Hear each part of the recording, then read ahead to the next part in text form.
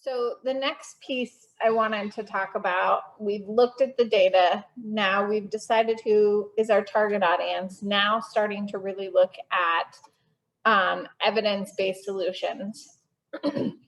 So the first thing I want to talk about is not reinventing the wheel. So there is a lot of really good data out there. So just wanted to bring a few resources to your attention and then see if anyone had any other ideas. The first resource is the community guide. If you've never used the community guide, particularly from a public health perspective, go check it out right now. Like on your screen, pull it up and be looking at this. The community guide really pulls together a bunch of different data on topics and specific ways that you can work on those topics, from policies to education, etc. And what they do is they break it down by like strong evidence, evidence, or no evidence that this doesn't work. And so it is really a good starting point. The one kind of downfall with the community guide is it doesn't really always tell you how to implement something. So it'll give you the broad overview of like, yes, this is research-based, evidence-based way to do this, but then it doesn't give you the details of how to do it. But I still think it's a great starting point. Particularly because I can tell you that I've had lots of ideas that when I go to the community guide and look at them, they're like, yeah, no, that doesn't work and has been proven not to be useful. And so it's a good starting point. Some other pieces to look, the World Health Organization has some action plans that actually lay out specific things that are evidence-based, and the Cochrane reviews. The other place that I didn't list here is, if you guys are not familiar with NACCHO, it's the National Association of County City Health Officials. So it's basically the national association for local and tribal health departments. And so they do a model practice award every year where they do model practices that are actually evidence. You have to have data to meet that model practice. And then they do promising practices, etc. The nice part about NACCHO, particularly to pair with one of these other components, is you can really say like, hey, community guide says this type of implementation is evidence-based. And you can go to the NACCHO toolbox where they have all the model practices.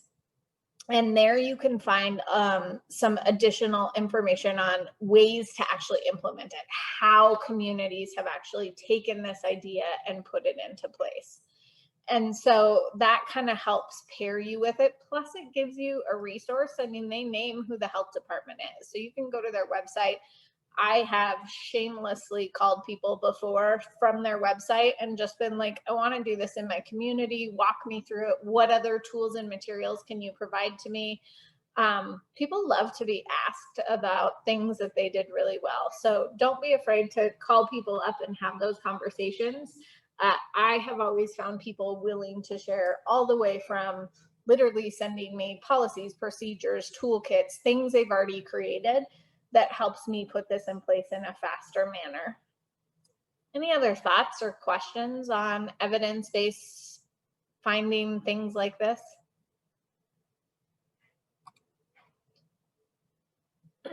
So I know, like, you know, some specific areas, I'll just point out Sanders because that's a big one. There's tons of stuff on tobacco in the community guide and at NACCHO. And so a lot of these topics have a wealth of information. So I would definitely check those out. The next thing I want to talk about is a diverse portfolio. And I am super passionate about this. So this is really about, what are you looking at? Every time I look at something, I try to think through a way to make sure I'm approaching it on every level. So really looking at that policy change piece. And it's a tool for achieving the health promotion and disease prevention goals. And remember, there's different levels of policies you can look at. I heard someone say one time, so I'm shamelessly stealing this, small P's to big P's, and recognize that. Yes, a lot of times when we talk about policies, we think of that big P policy, the federal policies or state policies. But there's policies that exist on a whole level. There's organizational policies, city policies, county policies. And so you can really think about starting these policies on very different levels. A lot of times it's easiest to look at different organizations. Are there some large employers in a community that you can look at changing a policy of their organization, and that alone may impact thousands of people? And so keep that in mind as you're looking at these pieces. The other piece is systems change. So looking at how you can actually affect an organizational purpose, function, their culture, their beliefs. So there is lots of ways you can look at systems change for organizations or communities. So developing new plans, new technology, certification, training, etc. So what that does is it sets in place that it's going to forever change the way the system works moving forward. And then, of course, the environmental change. I always think of this as like, how do we make the healthy choice the easy choice? So if we want people to look at Joshua's example, if we want people to eat fresh fruits and vegetables, what are we doing in our environment to make that work? Are we making it accessible? Are there places they can easily purchase those foods? If we want people to be more physically active, is that easy enough to do? Can they do it when they leave their house? Do they have to go to a gym? Do they have to go wherever? So a lot of times, and even in my examples here, we look at environmental change as a physical activity thing. I think that's the easiest way to think about it. But I think when we look at lots of different topics, we can think about it differently, from even talking about Erica's topic of sexual violence. Are there environmental changes just from even like safety lighting to cameras to emergency phones, pieces like that, that could be an environmental change that may actually impact people's safety in that manner too. Questions, thoughts? Feel free to jump in on anything. And Chris, I know you're just joining us, but we're going with a pretty informal manner here. So learning from each other if you have any specific ideas you want to share. So when I start thinking about this diverse portfolio, I really start thinking about the public health pyramid. So if you guys have seen this before, great, you can ignore me. If you haven't, then pay super attention, because I think this is one of the best ways to envision the work you're doing. So when we look at the public health pyramid, what we have found in health is that we have all these ways we're providing interventions to people, and they can really vary from the one-on-one all the way down to we're changing the way our community works. So the pyramid is set up that at the bottom, as you can see, we're doing things that have the largest impact, and at the top, the smallest impact. Now, I want to say smallest impact, meaning it's impacting less people. Not that you're not making a large impact on somebody's life, but a lot of the things we do tend to be one-on-one, so that counseling and education really has that one-on-one piece, where when we move to more clinical interventions and long-lasting protective interventions, we start to see a broader impact on our community. So even as we're looking at this on the right-hand side, you can see some examples of what could fall into this piece. So really, right now, as we even talk about COVID, we've gone all the way from you know, actually having policies in place, yes, more short term, but around closure of things. We have the immunizations at the long lasting protective interventions, and we've had the, you know, one-on-one counseling and education of social distance, wear your mask. We've had the clinical interventions as people have been ill. So you can see all these pieces come into play. At the very bottom is those socioeconomic factors. And these are the big things that oftentimes, I hate to say we overlook them, but I think we do just because it feels like we can't make immediate impact on them. My push would be we're never going to make impact on them if we don't start trying. So as you're looking at this public health pyramid, I challenge you to really think about all the ways when you're talking about your topic that you're impacting. And is there a way that you can have something written in each box? Now, maybe at the socioeconomic factors, what you're doing is you're sitting on a community housing group because you know it actually plays a role in your topic and your bigger pieces. So you're not going to be able to put in place all these great things immediately that see impact immediately as you get lower down on the pyramid. But those are going to be the things that last and have the largest impact. So make sure you're spending time in that area too. This is an example of for the Comprehensive Cancer Control Program. This is not a Montana example. I borrowed it from somewhere else, but anyone who's familiar with the Comprehensive Cancer Control Program in Montana, you would know that some of these really fit into the different pieces. So you can see that what they've done is basically take their program and then they've broke it up into the 5 categories and just tried to look at what do we have in each category and what are we working on. I can tell you that we did this at the Flathead City County Health Department as part of our strategic planning process. We had every program go through and we actually had big pyramids that we had them write down what they do. We're super top heavy. We tend to go towards that one-on-one education, the one-on-one interventions, and we had very few things at the bottom of the pyramid. And so we actually started to strategically put in place pieces at the bottom of the pyramid. Again, knowing those aren't going to be our immediate impact, but if we never start talking about them, if we never are engaged in them, they're never going to change. Any questions? Just want to make sure I'm given space if you guys have thoughts here. Okay, so why do we care about diversifying? Obviously impact. I've already talked about that. Anyone have any other ideas on why we care about diversifying what we're doing?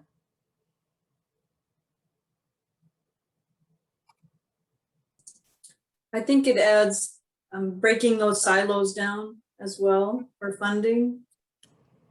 Absolutely. And we need to break those silos down. We know, I mean, if we look at things that are successful, the more we collaborate across areas and break those silos down, the broader impact we have. If we're not working on it alone, we're going to move a lot faster on it. Any other thoughts? At least in my field, the funding is shifting in that direction. Like the CDC is going to start requiring for rape prevention education that only 30% of your activities can be at the individual level. Yeah.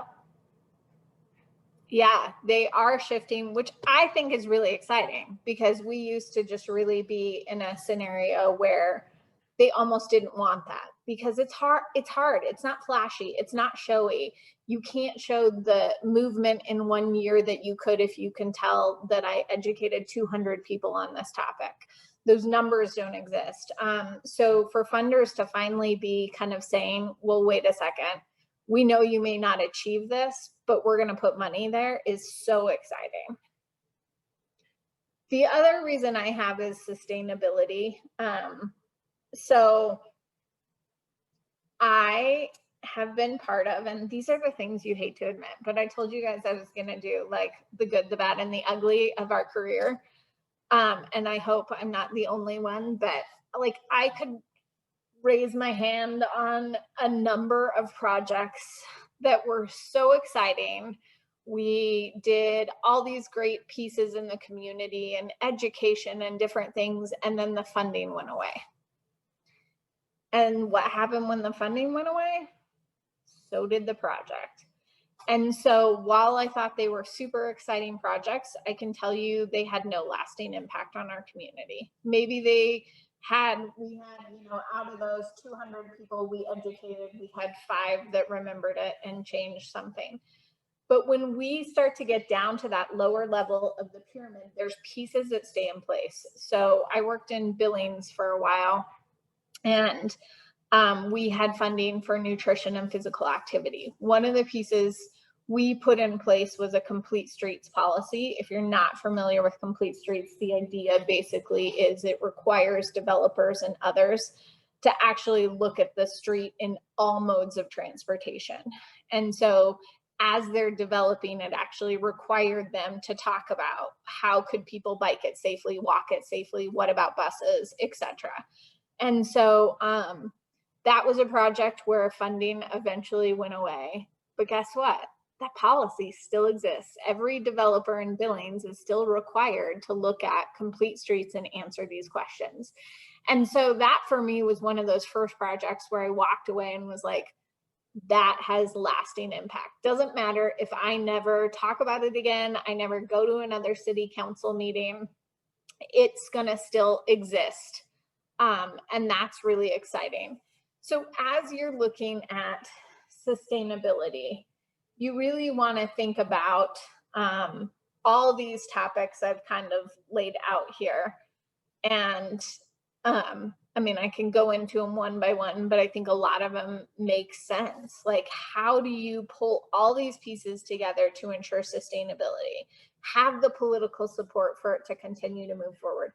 Have the evaluation, like actually show that what you've done has made an impact. And that's hard to do. And a lot of times, as we discussed, it can be years down the road. But again, on that data standpoint, if we don't start collecting data at the beginning of it, we're never going to have that answer years down the road. So it's essential to think about it right now. Making sure you have the organizational capacity and the funding to support it, at least through a point that it can sustain on its own. All those, we just talked about coalitions, partnerships, making sure that we're not siloing this. Having it be other people's work is a great way to ensure sustainability. If multiple organizations are working towards the same goal, then it's not going to matter if, you lost a staff person and no one's working on this for a period of time. It doesn't just sit there. You have other people moving this forward. Anyone else have any other thoughts on this topic, sustainability, diversifying the portfolio, before we jump into some work on our own? I just had a question. Yeah. Jeremy. We have always offered free HIV testing, but now we are thinking about having home HIV testing kits offered to the community, and are thinking about doing having a kiosk available. And I think we have funding now, but as far as in the future, would charging monies for these home kits be viable? Just wondering if some people might not want to do that if we start charging. Right. So is your question, I want to make sure, Linda, you're a little hard to hear. So you have you're doing HIV testing, you're starting to put together HIV testing kits, and you have funding for them right now, but you're looking at charging for them as a sustainability mechanism. Potentially, yes. Okay. I think it's a great idea to look at that piece. I mean, a couple of suggestions and thoughts I would have. number one, I think we have found across the board, as much as we like to make stuff free, there tends to be this line of you want to make it economically feasible for everyone, but sometimes free means people don't value it. And so I don't think it's always bad to look at putting some, having people put a little skin in the game. There's some ways you could do that from even kind of like a sliding fee scale. Like if somebody really can't pay, don't make payment mean that they can't get an HIV test. But if somebody is totally, can totally pay for it, then let them pay for it. I think that not only adds to sustainability, the other piece you can do then is take the money that you do have. And if you start charging right now, this program is going to last a lot longer because that money is going to go a lot further. And then it doesn't go from being free to $30 kind of out of nowhere, because that's when I think people really balk at it. But I think finding income to sustain a program is a great way to look at that. And the kiosks that we're looking at look like vending machines. I'm assuming there might be some maintenance in the future to maintain the vending machines. So you're looking at vending machine kiosks, yeah. Correct. This is my thought process, and others jump in. Yeah, so those could cost some money too. So you want to make sure you're charging accordingly for that. I think that's where you really want to look at, is there another mechanism for people to get an HIV test if they can't afford what's coming out of the vending machine? So are you in some way on that vending machine making sure that payment's not a total barrier to the test? But then where people have the financial means to do it, it's a great mechanism. I love the idea. I'm not sure I totally answered everything you asked. So if I didn't, no, you did. Thank you. I just kind of was wondering what your thoughts were. Thank you. Anyone else have thoughts, ideas, anything they want to ask? Okay. So we are not actually going to go into small breakout groups. But I'm going to just kind of put on the clock. I'm going to actually put a little more than 5 minutes because doing this section takes a little additional time. So I'd love for you to take, I'm going to do let's just do 10 to make it easy. 10 minutes on your own, and then we'll do report backs on completing section 3. So this section really pushes you to think about your diverse portfolio. Actually write in different areas. The easiest way I think to do it is start with what you have right now. What do you already have? Write those areas in, and then look at where you're missing and start to brainstorm some ideas on what could you do. Maybe it's not you, maybe it's your program, maybe it's the broader group, maybe it's your organization, to make sure though that you are working on this across the whole piece. And then I'm going to have you guys just provide a little individual short report out on, whether you want to share areas you want to go to or have questions for the group about you're struggling to figure out what to put in one area of the portfolio, whatever it might be. So all right, let's go ahead and come back together. And I would love to hear from all of you on whatever it is you want to share, whether you want to share some of your ideas, ask questions, hear back from the group, or any just takeaways you had about this piece specifically. Anyone want to go first?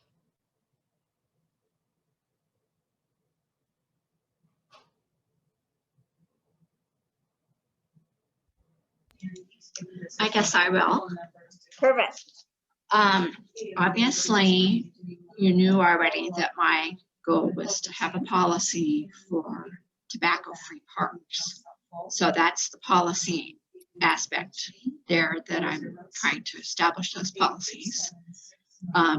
This activity gave me the chance to think more broadly here. So education would be having actual events with an expert who would talk about various things in the park, like air quality, asthma, cardiovascular health, cancer education, inviting other groups that do activities in the summer to have them in the park as part of this, like nutrition and kids activities. So then working on the system itself, I need to increase the coalition, the people involved in this movement. So it's not just me, in case I retire and don't want to be involved with this at this point. So increase the sustainability of it by having other people involved. And if there's no specific deliverable in my job work plan anymore, that way this thing will keep going. And environmental change would be the taking on more education on signage, which I've actually been doing. This part is not only just saying, please don't smoke in this park, but having a little education aspect on the sign that says secondhand smoke has 7,000 chemicals, 70 or more cause cancer. And so I'm not sure if they're going to go for that part, that particular signage, but that was one of my suggestions anyway. So anyway, this really makes me think in other boxes besides just telling the city council this is what I want. Mm-hmm. I love it, Sandra. And I would say, so tobacco-free parks is one area that there's definitely communities that have come before you.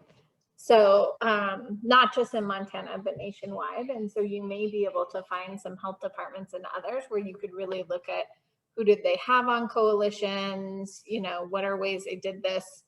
I mean, I've seen some pretty cool signs even around like young lungs at play and some fun ways to kind of push that. And some communities that have really gotten like their early childhood, they've gotten pediatricians, they've gotten others, so that when you are before city council, sometimes, you know, for better or for worse, those doctors and others really can have a stronger voice and message. Great, thanks so much. Thank you. Anyone else?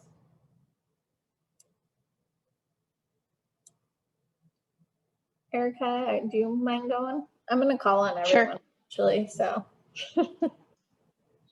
The most concrete socioeconomic one that I could come up with was getting involved in advocating for youth aging out of foster care, especially around like housing and education for that group. I didn't mention this before, but they're another population that is usually at a disproportionate risk for experiencing violence.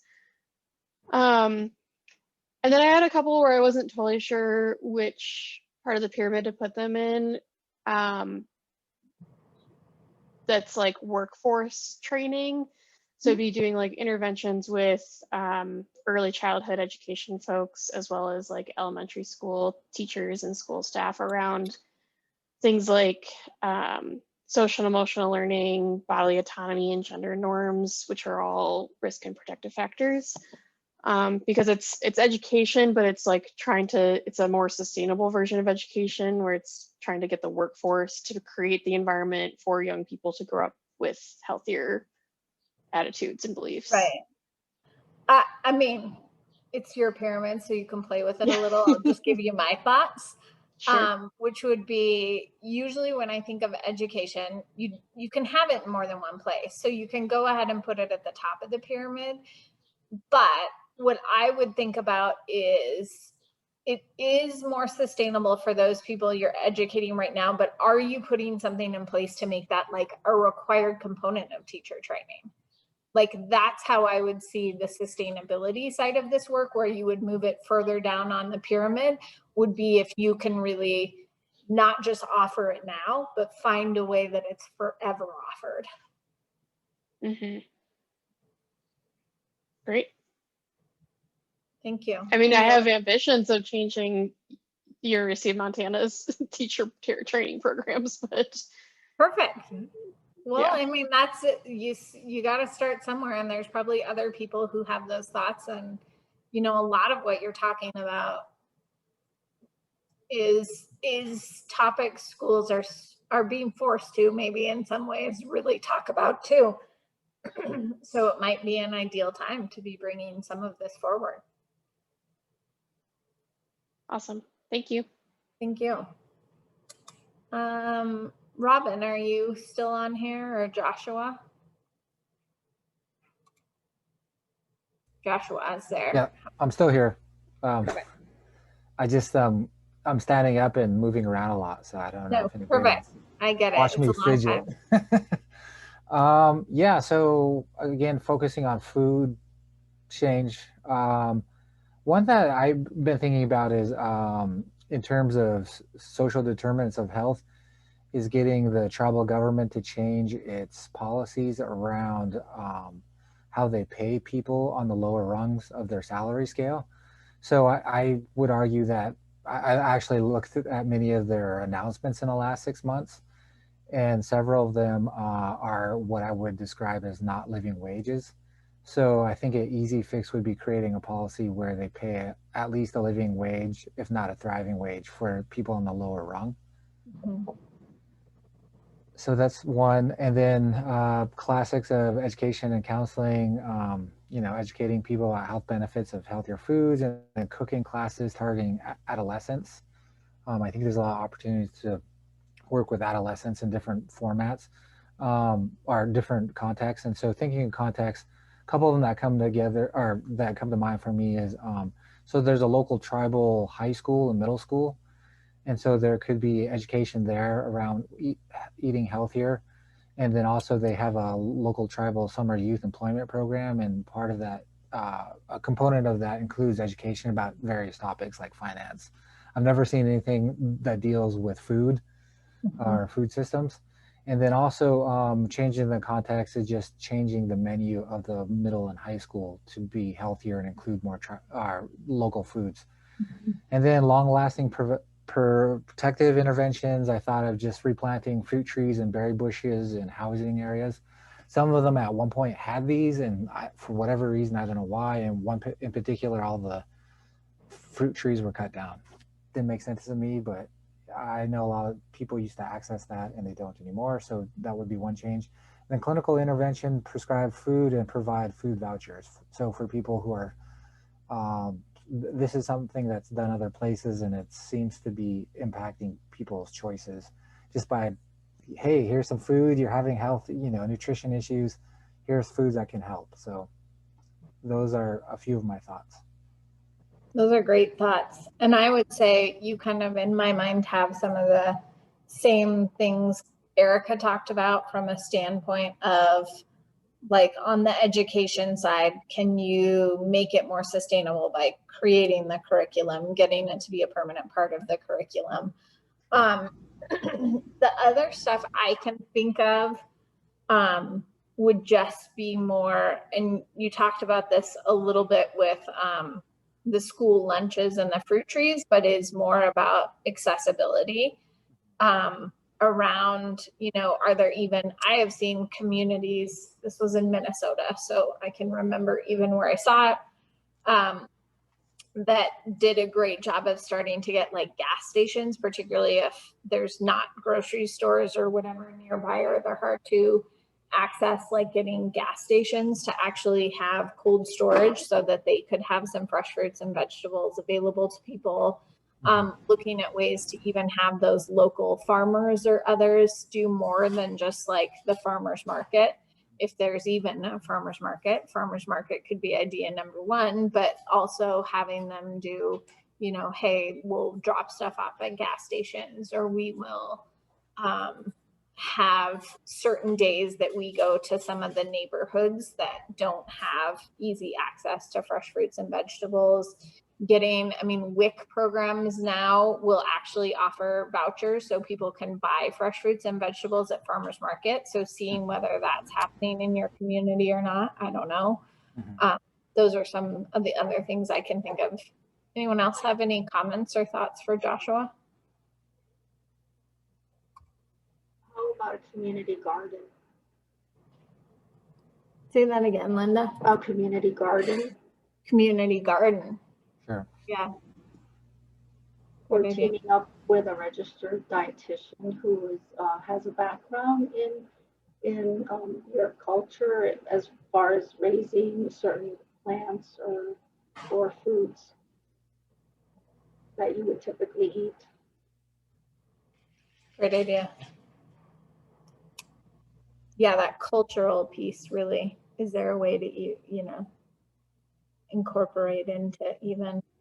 Yeah, I should mention this. I mean, that's a good point. A lot of people here still collect,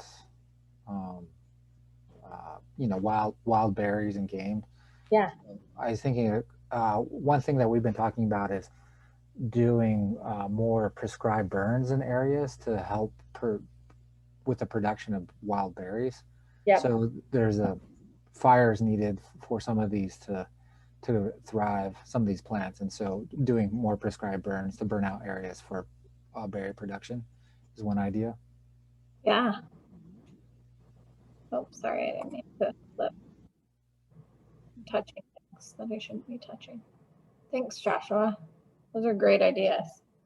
What about you, Linda?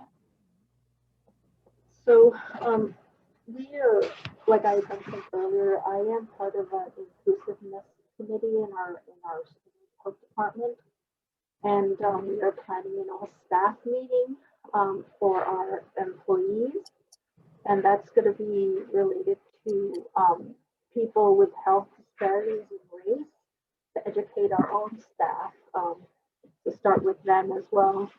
And we are planning this on our all-staff meeting day. We probably will have a video which is titled Race and the Ultimate Underlying Condition. And that talks about health disparities and racial inequalities. And then we're going to have a breakout session for a Q&A related to that and discuss the video. And then lastly, most of the discussion will be related to the clinical interventions and socioeconomic factors that affect the health disparities in whatever related race or minorities we're talking about. And since it's an all-staff meeting, it's a little bit different because we have people from all our departments, so it'll be very interactive. And everyone will get the same information, so that's why we're wanting to do it this way as well. And we are thinking it'll be on a required basis, on a yearly basis. I'm having a little bit of trouble figuring out how would we change the employees, their staff, the attitudes, I guess, or how would we measure that? So changing the context, I guess, in that middle or second tier. How will you measure that? Yeah. So I have a couple, really just one idea. I shouldn't say a couple. So I don't know if everyone could hear Linda really well, but she's talking about utilizing her all-staff meeting and training staff, particularly around equity and disparity issues.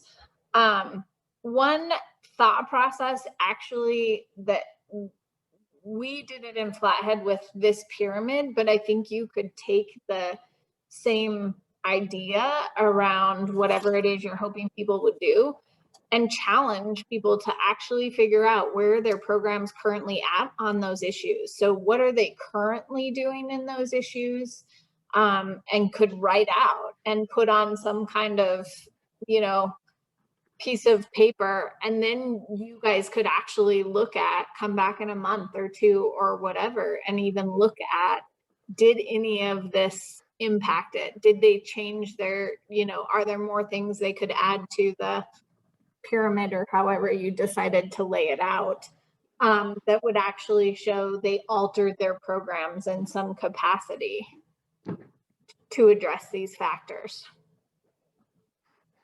Thank you. Because I think this is another one where it's like you want to educate people and you can easily do the before and after knowledge or the before and after the training attitude piece. But I think what's the longer term impact? Did they actually implement something?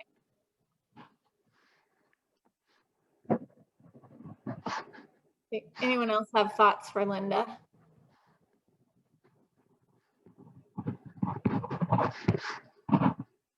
Thanks, Linda. Robin, are you still there?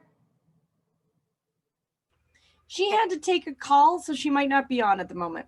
Okay, perfect. Chris, we haven't heard from you, and I don't know if you're feeling comfortable with Miss in the Morning and jumping in. We're just having people share about specific health topics they're working on and then kind of putting them out in these pyramid pieces.